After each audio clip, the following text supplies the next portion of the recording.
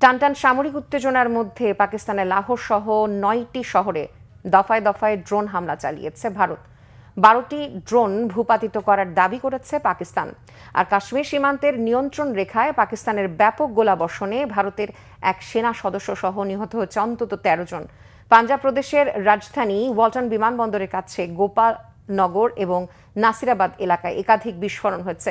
বুধবার রাতে একই হামলার পরপরই পাকিস্তানের আইন শৃঙ্খলা বাহিনী পুরো এলাকা ঘিরে ফেলে। এছাড়াও কাশ্মীর সীমান্তে ভারত ও পাকিস্তানের সৈন্যদের মধ্যে সারা রাত ব্যাপক গোলাগুলির ঘটনা ঘটেছে। হালকা অস্ত্রের পাশাপাশি পাল্টাপাল্টি কামানের গোলাবর্ষণের তথ্য নিশ্চিত করেছে ভারতের সেনাবাহিনী। মঙ্গলবার দিবাগত রাতে জাতির উদ্দেশ্যে ভাষণ দিয়েছেন পাকিস্তানের প্রধানমন্ত্রী শাহবাজ শরীফ। নিহতদের প্রতিটি রক্তবিন্দুর বদলা নেওয়ার হুঁশিয়ারি দিয়েছেন তিনি।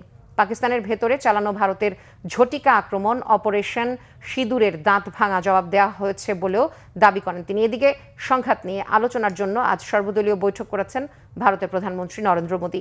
এই বৈঠকে উপস্থিত ছিলেন প্রতিরক্ষামন্ত্রী রাজনাথ সিং, স্বরাষ্ট্রমন্ত্রী অমিত শাহ, পররাষ্ট্রমন্ত্রী এস জয়শঙ্কর, জাতীয় নিরাপত্তা উপদেষ্টা অজিত দোভাল ছাড়াও বিরোধী রাজনৈতিক দলের শীর্ষ নেতারা। এই কঠিন পরিস্থিতিতে দেশবাসীকে একজোট থাকতে আহ্বান জানানো হয়েছে। রাজনৈতিক নেতাদের অভিযানের উদ্দেশ্য, কৌশলগত এবং নিরাপত্তা প্রভাব এবং প্রতিশোধমূলক পদক্ষেপের ক্ষেত্রে ভারতের প্রস্তুতি কেমন, এসব বিষয়ে আলোচনা হচ্ছে এই বৈঠকে।